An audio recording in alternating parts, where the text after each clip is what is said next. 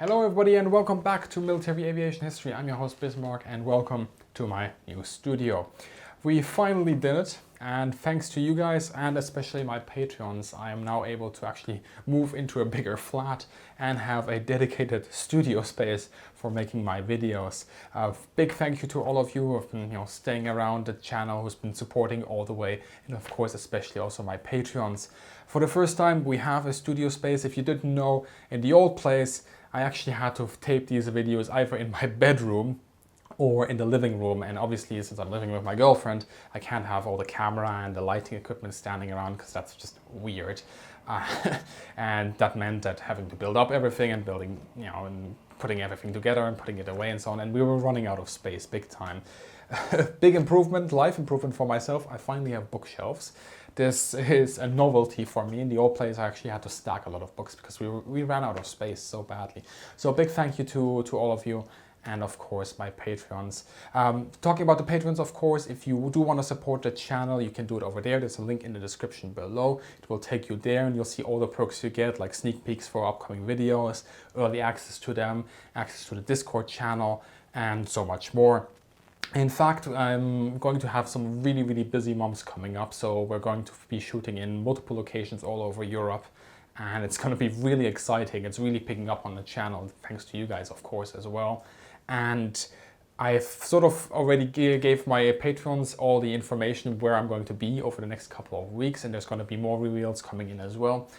They're going to get those first because they're actively supporting the channel. Of course, you don't have to if you don't want to. I absolutely understand. But if you do want to support the channel a little bit proactively, perhaps, then please check out the Patreon. So one of the things I want to be doing as well is making a little change to my Inside the Cockpit series, because of the support that I'm getting on Patreon. Now, Inside the Cockpit is my series where I go to museums, I look at their planes, I talk about the history, and I show you close up how they work, getting inside, how does it feel to be inside, how do I start this machine up, and so on and so forth. It's a lot of work that goes into these episodes, and I only just recently renamed that series package as Inside the Cockpit. If you didn't know, here's a heads up. You obviously find it on the channel page, but that series is going to feature some episodes that are going to be ad-free. Not all of them, but some. And I want to do this specifically sort of to thank also my Patreons and to show how much of a support they have been giving me, because they are the ones that allow me to go to museums, get the equipment, buy the flight tickets, pay for the accommodation, the cars, and all that good stuff. Without them, it wouldn't be possible. So some of those episodes in the future will also be sponsored by my Patreon. So if you like that kind of content, if you want to see more of it, please consider supporting us on Patreon. Link is below. And before I continue into the Patreon Q&A questions, if you're a patron, you can submit questions for these Q&As. I am going to also announce very quickly that I went on a Create a Podcast. This was actually the first time that I was on the receiving end of questions. And I talked a little bit about my background, my channel, where things are going, and all that good stuff. They're also giving something away, so if you want to see and watch that, go ahead. The link is given. Anyway, going into the questions here, we have Hansaplast, who asks, were torpedo bombers obsolete later in the war, and when? So I'm going to presume Second World War here, because what other war can we talk about? Torpedo bombers, were they obsolete or not? So I believe that if you actually look at the torpedo bomber, there's really one thing you have to look at, and that is the actual torpedo, the weapon that you're launching from your platform. If the platform itself is capable of launching the torpedo, then that's fine. Beyond that, you have to look what is the torpedo capable of doing. So obviously there are going to be quality differences between the actual aircraft. An Avenger is not a Japanese Kate, and a Japanese Kate is not going to be the same as an SM-79 Spaviero and all that stuff. But just talking about the fact that this is just a delivery platform, and then the torpedo comes into play, because really what makes or breaks the torpedo bomber is the actual torpedo. And what we see during the Second World War is, especially for example in the Pacific among the Americans, is that they shift away from using torpedoes. They come out of the interwar period very much focused on anti-shipping via bombing, specifically horizontal bombing. They then sort of start to have this little honeymoon with torpedoes, realize their torpedo is really bad, and then go away from that. That is specifically after the Battle of Midway, of course. The TBD Avenger, we recently did a video about that, actually in itself, yes, of course, outdated by World War II standards, but in itself, the platform was still a working platform. Really, what broke the TBD in many ways was the torpedo that was given to it. But once we go into 1943, 1944, we're starting to see new versions of that torpedo, the Mark 13, of course, rolling out. In the meantime, the Avengers were shifted to do things like bombing, supporting actually of ground troops on landings and so on, a lot of anti-submarine warfare, and of course also just reconnaissance, sometimes even light transport duties. Having been shifted into those sort of roles, it then is reintegrated sort of as a torpedo bomber, what it was supposed to be, into the US Navy as the new torpedoes roll out, and then we see an uptick in torpedo actions. So again, it's not a question of so much of being obsolete, but does the weapon that you're actually delivering work? With the Japanese, things are a little bit different. The Japanese try to keep torpedo actions for a long time and then realize that actually things are not working as intended. Although during the interwar years, actually they were probably the nation that had the most accurate picture of what torpedo attacks were going to be like. They knew it was going to be very, very costly, but they just imagined or anticipated that the cost is going to be worth it. And that leads me into the next segment of this answer, and that is, when you look at torpedo bombers again, you have to look at how are they being used. Because, for example, the lesson that the Americans got at Midway is that you have to integrate torpedo bombers into a complete strike package, and at Midway that failed, which is why the Devastators got mauled that badly. Whereas later on, the coordination between, for example, the escorts and the other strike squadrons was a lot better. And at that point, you take away all these problems of having torpedo bombers, which are essentially just sitting ducks to fighters, a lot more protected and able to bring ordnance on target, and that ordnance also working. If you look into the Mediterranean, for example, the Spaviero is in itself an outdated platform, but relatively, they did relatively well, and they were probably some of the best squadrons the Italian Air Force actually had. I mean, I think even the Italians consider them sort of the elite of their Air Force. So again, it's not so much about the aircraft. Of course, the aircraft is important. I don't want to take anything away from that. But if you look at torpedo bombing, the doctrine involved and the effectiveness, what you really have to focus more than the actual aircraft is the ordnance that is being put on target. Anyway, that's my opinion. Dave wants to know, I know Luftwaffe intelligence wasn't the best, but how much of the Dowding system did the Luftwaffe figure out, and what did it take? What measures did it take to counter it? So if you don't know the Dowding system is essentially the first integrated air defense system that was ever conceptualized and created. I actually have a video on it, and it came to its own during the Battle of Britain. The system was developed during the interwar period and sort of incorporated and integrated a lot of the aspects that you would need to coordinate a tight defense of the British home Isles. So you had radar in there, you had the observer corps in there, you had the different squadrons in there, you even had the maintenance units in there, you had the communications units and all that good stuff. It was really nicely staggered and quite a tightly and well-running machine. Of course, there were mistakes being made all the time. This was a system that was in development, but it got better with time, and by the end of the Battle of Britain, it was pretty smooth running machine actually. But the Germans didn't know all that much about it. So one of the things was always said that the Germans had no idea what they were up against. This is not true as my understanding is. The Germans knew that there is something there, but they didn't really anticipate how integrated and how well connected everything works together. That they definitely underestimated if they knew more about it, or they just didn't appreciate the scale of the Dowding system and how important, how central it was integrated into the core of the RAF. In fact, it was the core of the RAF during the Battle of Britain as a defensive network. And it has never really attacked the system. But then again, you also have to remember that to attack the system is very, very difficult. So by focusing on the actual airfields, of course, part of the system was intact because that was where the squadrons were being housed. That's where they were being sent out. And the Luftwaffe attacking the airfields, this was very much part of their doctrine.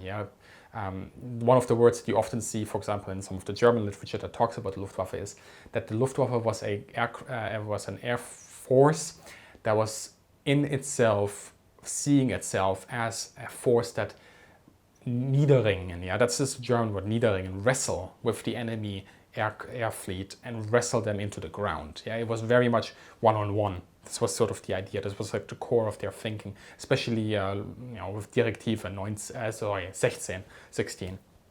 In any case, so by doing that, they already attacked the Dowding system in a certain space. They also attacked some of the radar installation, but they really, to attack the system would have been incredibly difficult. And by countering, you could talk about sort of the deceptional raids they did, and by having diverging bomber fleets just going in all the kind of manner of directions and then last minute turning towards a coherent target, a central target that they're actually going to hit. Those are some of the soft counters maybe you have in play, but against the actual system, attacking Bentley Priory or number 11th group, the bunker at Oxbridge, I think those places got hit by stray bombs, like that landed a couple of 100 meters or 100 yards away. But yeah, I generally, what is interesting about this actually is that then later on during the German night defense, when that was built up and ramped up considerably, they actually create a system that is very similar and in many ways probably a little more advanced than the Dowding system was during the Battle of Britain. But yeah, initially I think they did underestimate the effectiveness or the system that was in play of the RAF, and they definitely also felt that the more they're going to attack, the less efficient it is going to be. And the opposite sort of turned out to be, because obviously everybody that was working at the RAF got better at their job the more practice they had. I hope that answered this question. Anyway, Mark, how did Lysander pilots navigate at night for agent drop-off and pick-off? Did they use RDF or were they flying by moonlight? So Lysanders were used by the RAF to, as Mark has already said, to drop off and pick off personnel or material from occupied France.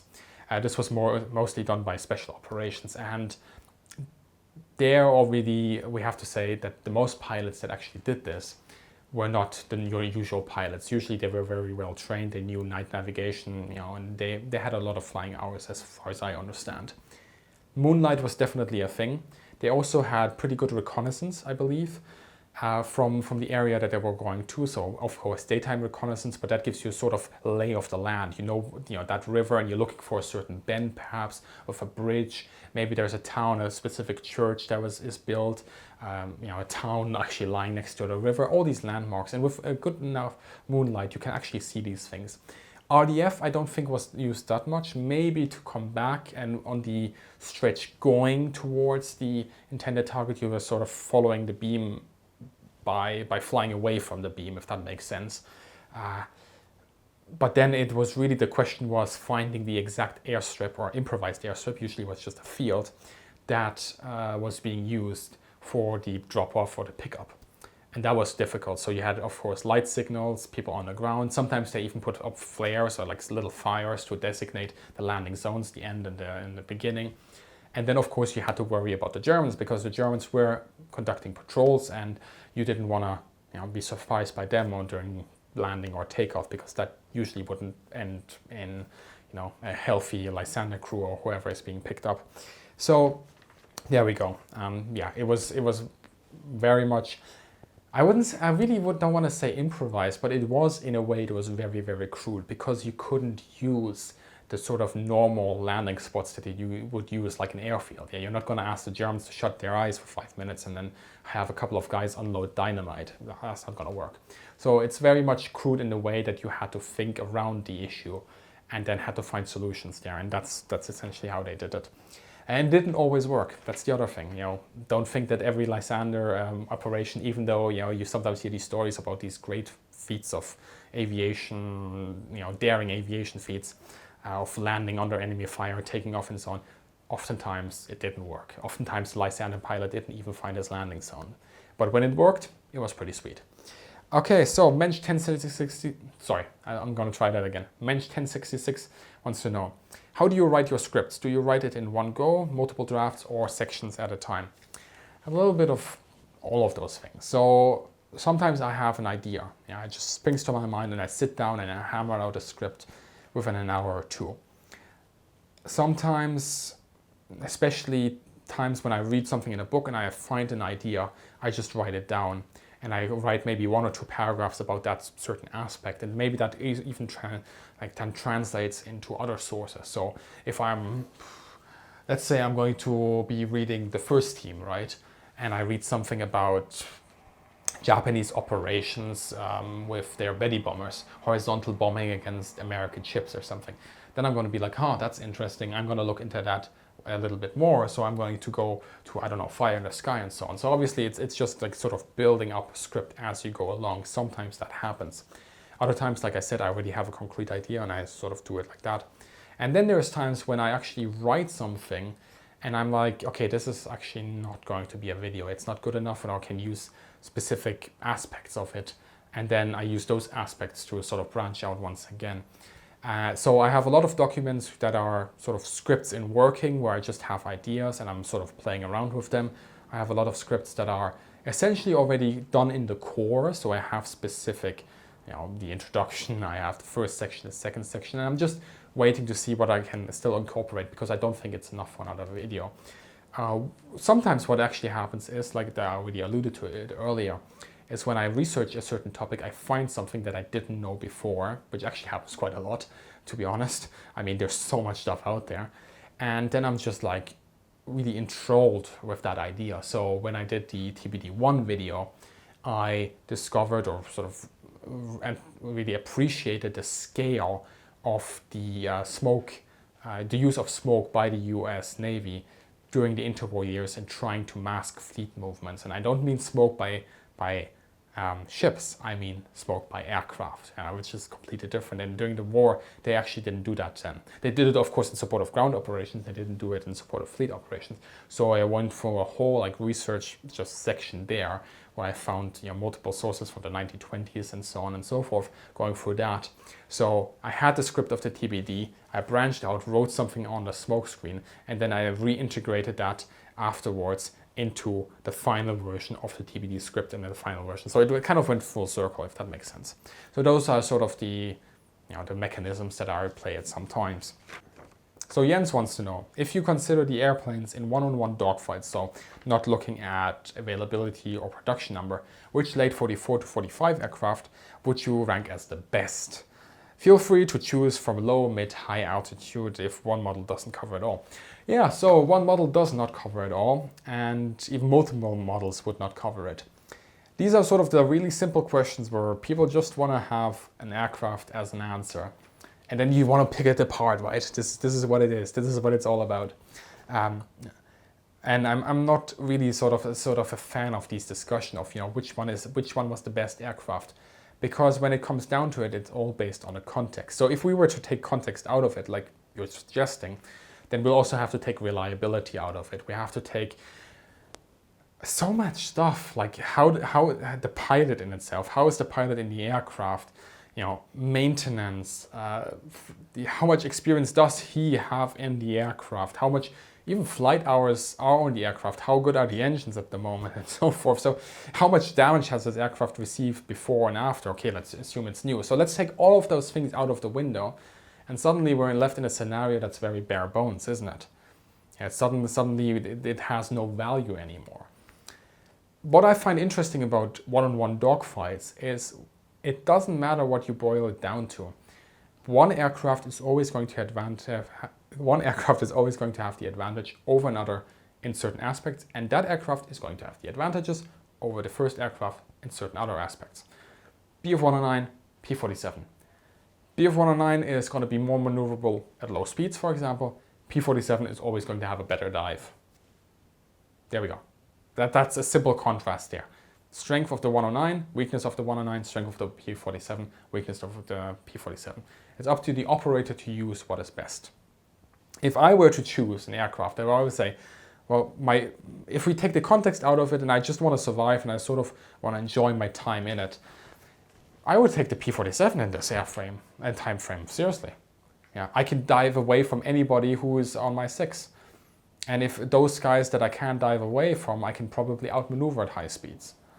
And if I can't outmaneuver them, well, I have the number advantage, but you said there's no number advantage. But still, if we're going to look at this, we have to take into account context. So then the question is, if I take the P-47, why would I not take some aircraft, late war Japanese aircraft, or why would I not take the Heinkel 162, the Volksjäger? The answer to that is because I don't want to die. That's why. Same thing with the Messerschmitt 163. These outlandish point defense, useless machines. The only really point defense interceptor that I think ever worked was the British Lightning. It took the concept of the 163 and actually made it work. 262, sure enough, that's a jet. That's the first combat jet to really see operation at a large scale. Conceptually, it's a dead end. What are you going to have out of the 262 in a couple of years' time? Nothing. It's a conceptual dead end. So, these questions are difficult. They're simple but very difficult. And just for my own flight experience, sort of for my own sake in surviving and having an aircraft that I can reliably enjoy, P-47. Why the hell not? Maybe even something in the Pacific. Maybe a Hellcat or a Corsair. Nah, maybe not a Corsair at the moment yet. Something with Soviet maybe? Probably not. Although they had some pretty good machines. Anyway, I'm trailing off now. So those have been the questions for this Q&A. I hope you guys enjoyed it. If you want to submit your own questions, please check out the Patreon, and you can submit them via there. And as always, guys, thank you very much for supporting the channel. Thank you for making this happen. I hope you guys enjoy the content that is upcoming in the future. As always, have a great day, good hunting, and see you in the sky.